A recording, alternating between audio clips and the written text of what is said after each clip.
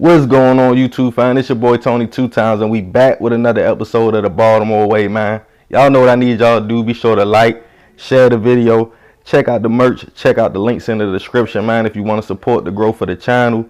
Today we're going to take it to safe streets once again, but this situation is a little different than before. The young man we're going to talk about tonight is R.A., you feel me, for abbreviation. Let's get right into it. No one is perfect in life. We all make mistakes. Some cost more than others. Some people learn faster than others from situations they go through. Safe Streets is an organization that helps Baltimore decrease crime, stop beefs, get blickies off the streets, and stop the sale of narcotics in certain areas of the city. You have to be a general to even be a part of Safe Streets. You also have to have street ties to know the game and exactly what goes on in the streets. Who else is better to pull up on the block and tell them to stop the beef other than someone affiliated with the same hood? For one man, R.A., who came home from a federal bid trying to turn his life around, Safe Streets seemed to be the perfect opportunity. However, when dealing with the plugs and hitters directly, you have to stay away from the temptation. Any false move could be your downfall. Allegedly, R.A. and a couple other guys got caught up in a cycle. According to sources, while working at Safe Streets, R.A. was running a smack shop in Northwest Baltimore around Spalding and Palmer. Could this have been a perfect front since his role was already to be in the hood anyway? The three men did business on different sides of town, but would bring it all together for whatever the ultimate plans were to be. See, the thing about being used to having big money, it's hard to just get a basic 9 to 5.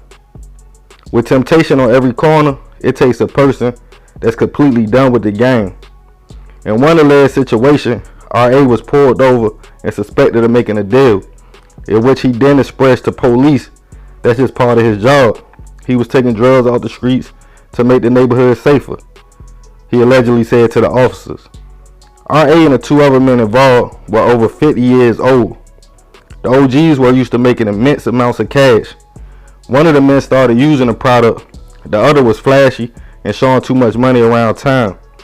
This is when the boys started to pay attention to the group. Phones were tapped and around-the-clock surveillance was assigned to R.A. and the two other men. The authorities even installed a GPS tracker on R.A.'s car. Phone calls recorded the OGs discussing new business ventures and buying blickies just in case it came to any beef. On one call, R.A. was recorded telling one of his homeboys, "You are gnawing out all day. You getting high ahead. You ain't even promoting."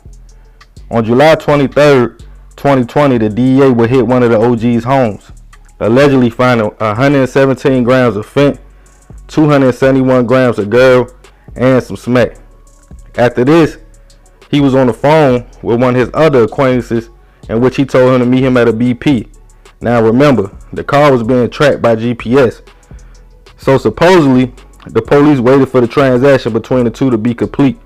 Once they pulled over R.A., they commenced to search his vehicle, and later, allegedly, they found product. The three OGs were arrested. The feds reportedly showed recordings of R.A. wearing a Safe Streets t-shirt and played recordings to paint a picture for him using Safe Streets, the organization, to run a criminal enterprise. The Safe Streets spokesperson let it be known they had no knowledge of the alleged operation, and they absolutely do not condone criminal activity in any way. Their ultimate mission is to stop criminal activity in the community, not endorse it. The Safe Streets organization quickly separated R.A. from the program. The three men are currently facing serious charges that could keep them away for some time. As you all know, I do not pass any kind of judgment because I myself still have my personal lessons I need to learn in life. However, that's a lot of lessons we can learn from this situation. I strongly believe you can't be 1 foot in, 1 foot out when you're in the streets. Secondly, the phone will get you every time. All three men are in their 50s, proving that old habits die hard. I commend Safe Streets for the work they do in the community. Sometimes it's difficult for people to change when that's all they know. The game was over before R.A. even came home from the feds. Like I always say, the streets undefeated. No matter how slick you move, there's no winning the game. Man, it's crazy. This is a crazy story, man. You know what I mean? Like, shout out Safe Streets first and foremost, you know, because they doing a lot for the community. You know, they out here trying to stop the violence, trying to stop these young men from hurting each other, trying to, you know, slow down the beef. But unfortunately, in this situation, you had an older gentleman.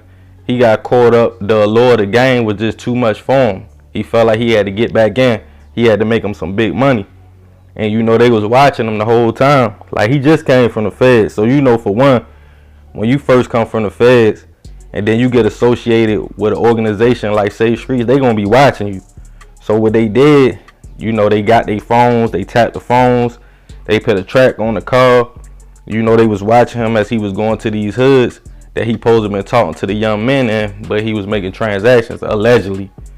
Now, at the end of the day, man, like I said, I can't judge him. I can't judge the situation. You know, to each his own. He had to get it how he feel like he had to get it. You know what I mean? But 50 years old plus these kind of charges, you probably gonna be facing some serious time. You know, they already older cats. So at the end of the day, I don't know, man. I don't know if they're gonna be able to beat this one, because they had surveillance and stuff like that. But I always tell y'all, man, once the feds get involved, once they want you, they come to get you. You know what I mean? And of course, the organization, they ain't know what was going on. You feel me? You putting them at risk, because if you get caught up in a situation where you coming out of there with some product or something like that, then they gonna be looking at the whole organization. So yeah, man. And I'm just thinking, if I was a young man in the streets and somebody came to me and they had on, you know what I mean, the Safe Street shirt, but I know they out here doing the same thing I'm doing, I probably be like, man, you a hypocrite. Like, what you talking about? But at the end of the day, man, you know, I mean, I guess them OGs, they just felt like they needed more money. You know, some people just like money. Some people like their lifestyle. They just can't find a way out, no matter what they do. I mean, he had a job. I mean, it's a pretty good job. It's a city job. I think they funded by the government. So, I mean, for you to have a record and come home and get that kind of opportunity, that's dope. But some people just can't rock with that positive lifestyle. Some people just need action in their life. I tried to break myself out there a long time ago, feeling like I always need action. Feeling like I always got to be into something or doing something crazy, because you just going to stay getting in trouble. It ain't even worth it. But yeah, man, this is another episode of the Baltimore Way. This is the RA story. That's an abbreviation. You know, I'm working on another series that's coming real soon, man. Y'all stay tuned. I'm going to try to get the first episode out at least by Sunday. You feel me? But y'all let me know who y'all want to see next on here. You know, I've been getting a lot of requests lately. I'm working on everybody's requests one by one. I appreciate the love and support. Y'all be sure to like, share the video. I love y'all, fam. I'm out.